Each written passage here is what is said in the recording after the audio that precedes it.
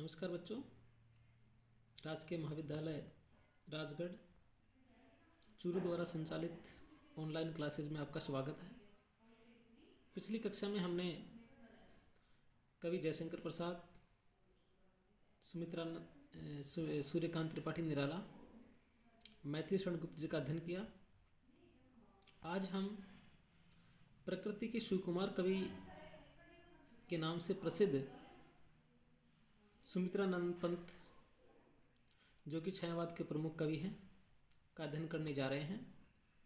सुमित्रानंद पंत का जन्म 1900 में अल्मोड़ा जिले में हुआ और उनका जो बाल्यकाल है वो अल्मोड़ा के पर्वतीय सौंदर्य अवलोकन में ही बीता और शायद यहीं से उन्हें प्रकृति के प्रति गहरा अनुराग हो गया।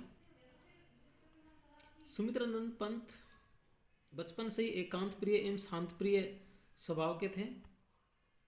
उन्होंने कालिदास, रविंद्रनाथ टैगोर, शंकराचार्य, गांधी, अरविंद, शैली, कीट्स आदि के साहित्य के प्रति उनका गहरा लगाव था और उन्होंने इनके साहित्य का अध्ययन किया। 1921 में गांधी जी के आह्वान पर पंत जी ने अध्ययन छोड़ दिया और 1916 में इन्होंने गिरजे का घंटा नामक एक कविता लिखी और यही इनकी पहली कविता मानी जाती है। इन्होंने नाटक भी लिखे, काव्य आलोचना भी लिखी, किंतु मूलतः पंत एक कवि थे। उच्छ्वास, ग्रंथि, वीणा, पल्लव, गुंजन ये इनके प्रारंभिक काव्य हैं। प्रकृति के प्रति इनके लगाव, इनके अनुराग को देखते ही इन्हें प्रकृति का सुकुमार कवि कहा जाने लगा। जीवन के मध्यकाल में इन्होंने जो रचनाएं लिखी उसमें युगांत, युगवाणी, ग्राम्या, स्वर्ण किरण, स्वर्ण धूलि, संत शिखर, वाणी, पतझर, चिदम्बरा आदि उनकी प्रमुख रचनाएं हैं। लोकायतन तथा सत्यकाम उनके प्रसिद्ध महाकाव्य हैं तथा लोकायतन महाकाव्य में वे अरविंद दर्शन से प्रभावित दिखाई देते हैं। पंत जी की महत्ता प्रमुख छायावादी कवि के रूप में तो है ही, और छायावादी युग में उन्होंने हिंदी कविता को नई अभिव्यक्ति, नई भंगिमा प्रदान की। उनकी कविता की गीतात्मकता अन्यत्र दुर्लभ है। हमारे पाठ्यक्रम में पंत जी की मुख्य कविता मौन निमंत्रण कविता लगाई गई है। मौन निमंत्रण कविता में कवि ने अव्यक्त असीम सत्ता को लेकर भावात्मक निकटता स्थापित करते हुए रहस्यवादी चेतना व्यक्त की है कि जो अव्यक्त है, जो असीम सत्ता है,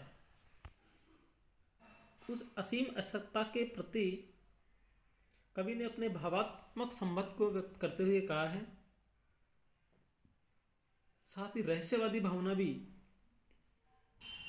हमें इस कविता में देखने को मिलेगी।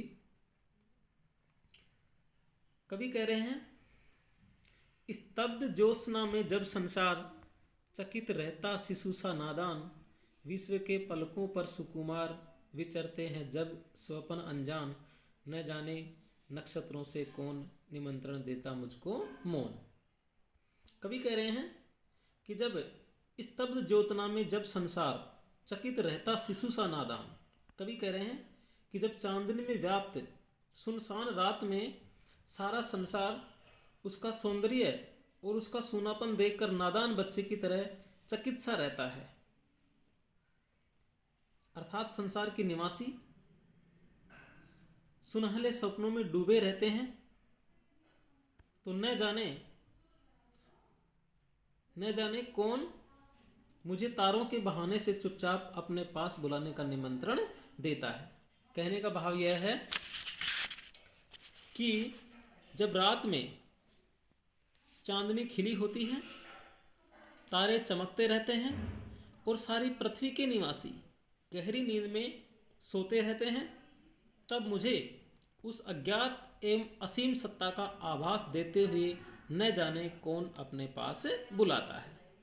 स्तब्ध ज्योत्सना में जब संसार, कि चांदनी रात में जब सारा संसार एक बच्चे की तरह चकित रहता शिशु सा नादान, कि सारा संसार एक शिशु की तरह, एक बच्चे की तरह नादान होकर के विश्व के पलकों पर सुकुमार विचरते हैं जब स्वप्न अनजान। पूरा विश्व के लोग, सृष्टि के लोग रात में सो जाते हैं, सपनों में खो जाते हैं।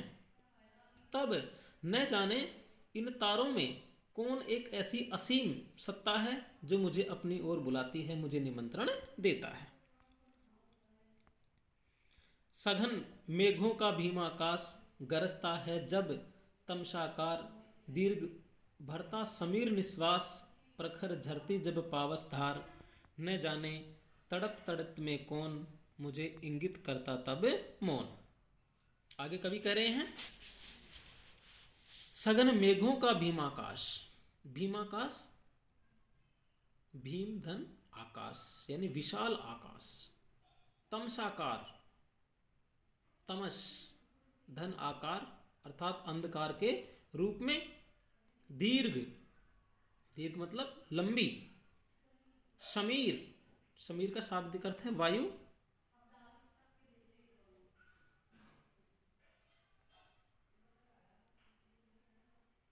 तपक तपक का शाब्दिक अर्थ है चमक या तड़प, पावस धार वर्षा की झड़ी, इंगित करता, इंगित मतलब संकेत करना या संकेत से बुलाना। तो देखिए इसका अर्थ क्या है, सघन मेघों का भीमाकाश गरजता है जब तमसाकार, दीर्घ भरता समीर निश्वास, प्रखर झरती जब पावसधार, न जाने तपक तड़ित में कौन मुझे इंगित करता तब मौन।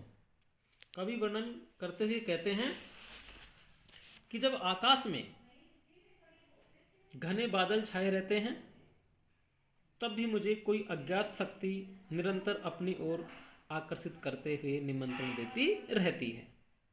जब बादलों से भरा हुआ आकाश भयंकर गर्जना करता है तब सर्वत्र अंधकार छाया रहता है। ऐसे वातावरण में हवा किसी वियोगिनी की गहरी सांसों के प्रबल झोंकों में प्रभावित होने लगती है या प्रबल झोंकों के समान प्रभावित होने लगती है। तो ऐसे होने पर क्या होता है, परिणाम स्वरूप मूसलाधार वर्षा होने लगती है।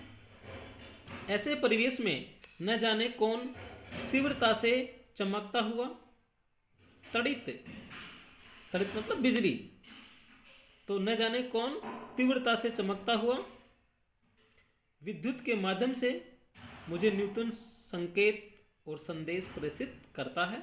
अभिप्राय यह है कि कवि को आकाश, उसमें होने वाली गर्जना, समीर का श्वास प्रश्वास छोड़ना तथा वर्षा ऋतु की तीव्र धार जैसे मानो कोई ना कोई संदेश या कोई ना कोई संकेत या रहस्यात्मक संदर्भ है वो कवि के पास करते हैं।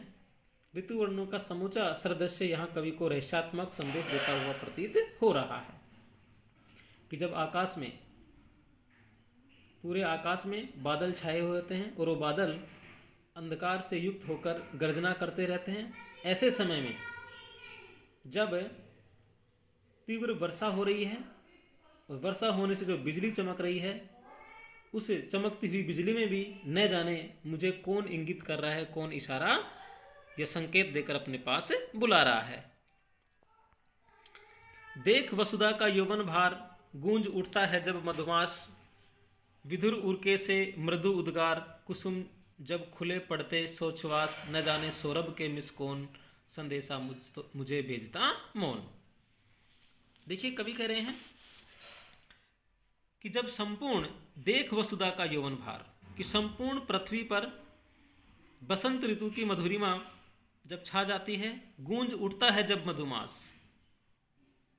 देख वसुधा का यौवन भार, गूंज उठता है जब मधुमास, अर्थात संपूर्ण पृथ्वी पर बसंत ऋतु की मधुरिमा छा जाती है तब ऐसे लगता है जैसे पृथ्वी यौवन और सौंदर्य के भार से झुक जा गई है। इतना ही नहीं,